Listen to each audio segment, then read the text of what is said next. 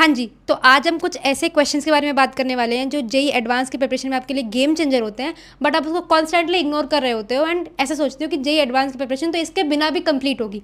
तो हम directly point पे आते हैं कि ऐसे कौन से क्वेश्चन होते हैं।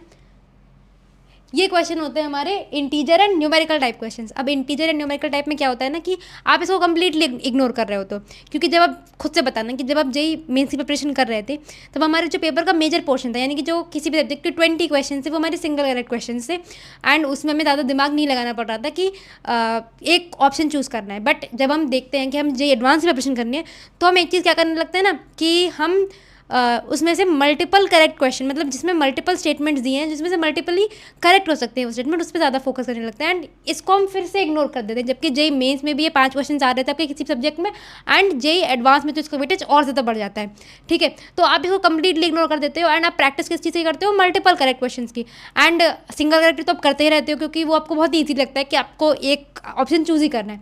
बट जब आप इंटीजर टाइप में सोचते हो ना, देखते हो ना कि ये वाले क्वेश्चन, क्योंकि बहुत कई बार ये लेंदी क्वेश्चंस होते हैं, कई बार आपकी कॉन्सेप्चुअल डेप्थ चेक कर होते हैं, कई बार आपको कोई भी बैक लिंकिंग करने का कोई भी स्कोप नहीं कि आप ऑप्शन से चूज़ कर लोगे या फिर ऑप्शन एलिमिनेशन भी नहीं लगा सकते हो, तब आप इनकी प्रैक्टिस ही कम कर रहे होते हो क्योंकि वो टफर साइड पे क्वेश्चंस हो रहे होते हैं ये वाले।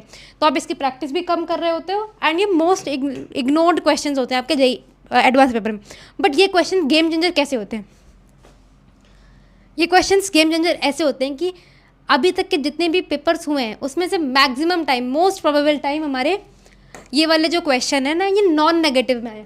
नॉन नेगेटिव यानी कि इसमें नेगेटिव मार्किंग नहीं हो रही होती। नेगेटिव मार्किंग नहीं हो रही होती मतलब कि अगर आपका कोई आंसर गलत है तो उसमें आपके नेगेटिव मार्क्स नहीं हो रहे होते हैं, और अगर आंसर सही है तो आपके हाई वेटेज, मतलब ये देखो, अगर हम last year and last to last year के पेपर के पैटर्न की बात करेंगे तो उसमें से सिंगल करेक्ट के आपको +3 एंड -1 मिल रहा था। दैट मीन्स +3 अगर आप करेक्ट कर रहे हो और -1 अगर आप रॉन्ग कर रहे हो।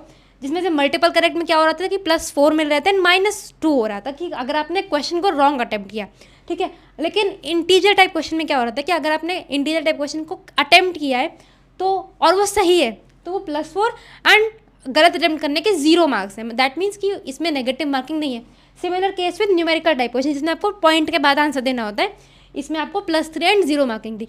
तो आप खुद सोचो कि अगर आपकी प्रोबेबिलिटी इसमें ज़्यादा है तो दैट मीन्स कि +4 आपको मल्टीपल टाइप जितने ही कोई मार्क्स मिल रहे हैं इसके, एंड कंपेरेटिवली इसमें आपकी गलती करने का स्कोप, अगर आप गलती भी करते हो तो आप इसको अटेम्प्ट क्यों नहीं करोगे, आप इसकी प्रैक्टिस क्यों नहीं करोगे, क्योंकि बहुत ही हाई वेटेज मार्क्स हैं।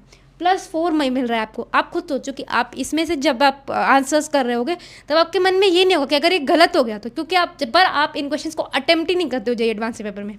ठीक है, अब इसके बाद क्या आता है कि आप जब भी इनकी प्रैक्टिस करोगे ना तो आपकी कॉन्सेप्चुअल क्लैरिटी किसी भी चीज़, सिंगल करेक्ट मल्टीपल करेक्ट, सबसे ज़्यादा इसमें इंक्रीज हो रही होती है कॉन्सेप्चुअल क्लैरिटी, क्योंकि इसमें कोई भी स्कोप नहीं है कि आप बैक लिंक कर पाओगे, कोई भी स्कोप नहीं है कि आप आंसर कहीं से ढूंढ लोगे, कोई भी तुक्का नहीं मार सकते हो आप इसमें।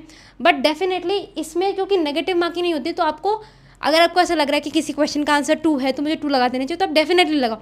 एंड ऐसे करके मेरे भी कुछ क्वेश्चन सही हुए थे कि अगर आप थोड़ा सा आपको पता है कि इसका आंसर किस रेंज में आने वाला है, जैसे कि 10 आने वाला है, 12 आने वाला है, तो आप उस रेंज के आंसर्स लगा सकते हो डेफिनेटली, एंड इससे आपके मार्क्स इंक्रीज होते हैं।